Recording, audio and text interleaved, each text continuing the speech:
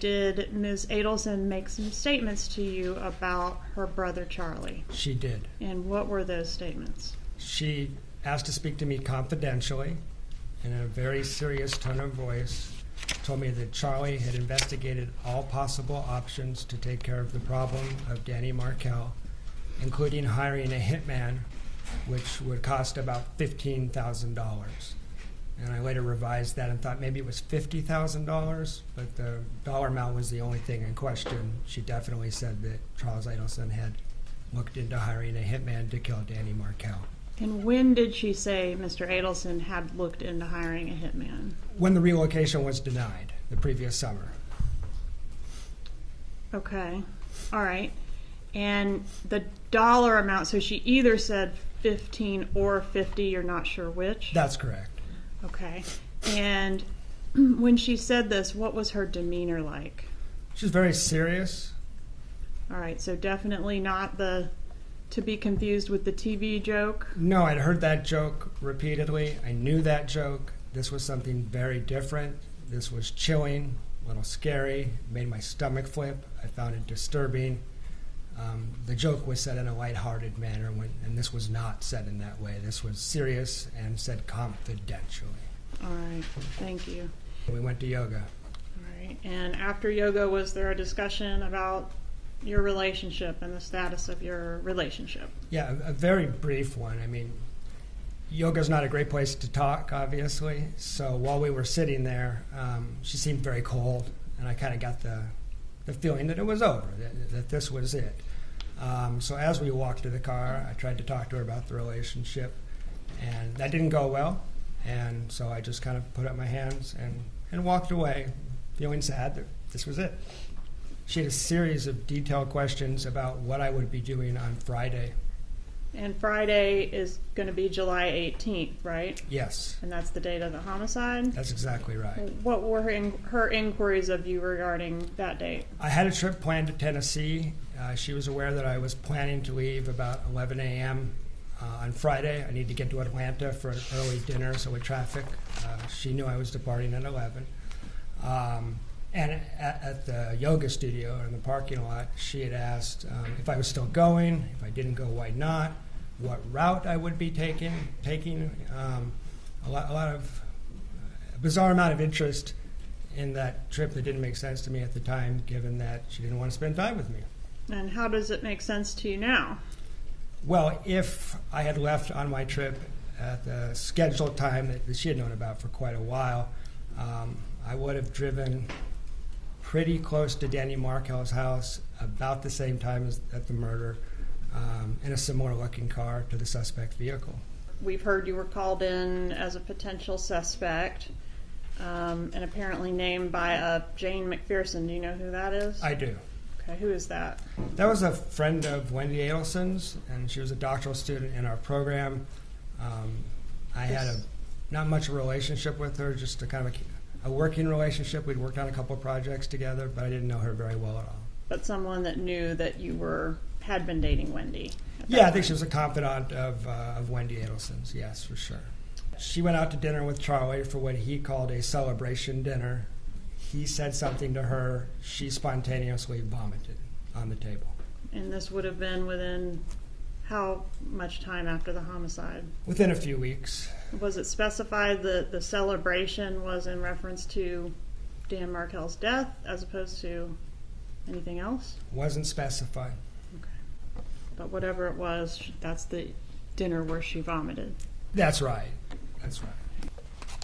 I think one thing that has been established is you believe that Wendi Adelson tried to frame you for Professor Markel's murder, right? I'm suspicious that there was an effort made in that way, yes. And so that has affected your viewpoint, correct? Sure. So you meet with Charlie Adelson. He tells you that he's friends with people in the criminal element. You say thanks for a great meeting, correct?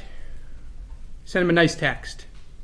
The next day I sent him a text, yes. You don't go to the police. No, I don't go to the police. In July of 2014, yes, about a week before the murder, when you're breaking up with Wendi Adelson, or things are seriously not good, she sits you down and she says, Jeffrey, I've got to confide in you. My brother actually looked into hiring a hitman. That's your testimony here today. No, she didn't sit me down. She said it in passing, and she had a habit of blurting out things that weren't in her own self-interest.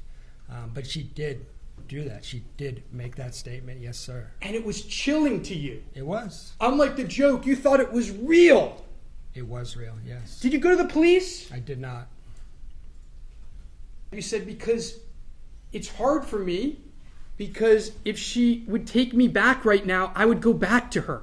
Yeah, I was still under her spell to some degree. I would say I was fairly pathetic at that point. I would acknowledge that, yeah. So let me understand this, because I want to make sure I've got it right. I don't want to put words in your mouth. Sure.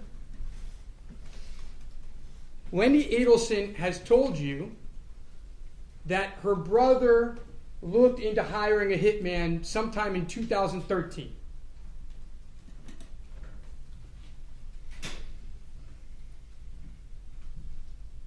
He gets murdered. He does. You go to an interview, and during that interview, you're still thinking about staying with Wendi Adelson. You don't want to talk badly about her because you still want to be with her. You're talking about this July 23rd interview specifically? Yes. Yeah, it only been a week. It was still pretty fresh. I was still pretty mixed up. That's right. So what happened in September of 14? What happened in October of 14? What happened in November of 14? What happened in December of 14, January of 15, February of 15? You still didn't think that was important to tell the police? I'm happy to answer that. I think you deserve an explanation on that. You may have noticed in my March 6, 2015 interview, I come in with notes, big pile of notes. Those notes are written in July of August. They're written pretty quick after the murder. I didn't come in right away, partially because I was scared of your client. I was scared of the repercussions if I went on the record further about my suspicion. So I was reluctant to come back in because I was frankly scared. Oh, I get it. You were scared of him in August of 14, but you weren't scared of him in March of 2015. Now I decided to man up. I decided it was a homicide and needed to man up. That's the decision I came Right. to. You weren't scared to tell him that my client had actually looked into a hitman a year earlier. That didn't scare you. You could tell him that in July. No, I was. Hold on, sir. Let me ask the question. Fair enough. In July of 2014, you told police that Charlie Adelson, you heard, actually looked at hiring a hitman. You weren't scared to tell him that. I asked for police protection. I was scared. You told them that in July of 2014. Isn't that correct? Yes, in the same conversation, I said, can I get some assurances? Can I get some protection? I have something I want to tell you. I'm scared to tell you. But you were too scared to tell them about a celebration dinner comment, and you waited almost half a year to tell them? Well, I did wait half a year to tell them, but the notes I brought in were written right after that interview. I also wanted to get my thoughts together because I thought this day might come. And in those first two interviews, there was a lot going on. It was pretty traumatic, so I wanted to collect my thoughts. So that's what I was doing, in addition to being pretty fried in and having to get over that idea. Isn't it true that those comments never happened, and you're upset because you believe that this family tried to frame you for murder? Everything I'm saying is true. I'm sure it is. May I have a moment, Your Honor? Move to strike the "I'm sure it is" comment. I'll withdraw it. It's withdrawn. Please disregard, members of the jury. All right. Why didn't you go to the police with this information? Because it was a past tense thing she was reporting, I did not sense that it was a present danger. I didn't know hitmen had already visited Tallahassee. I didn't realize there was an active murder plot. In hindsight, should you have gone to the police with this information? Yes. One moment, please. Nothing else, Your Honor. Lacasse, Ms.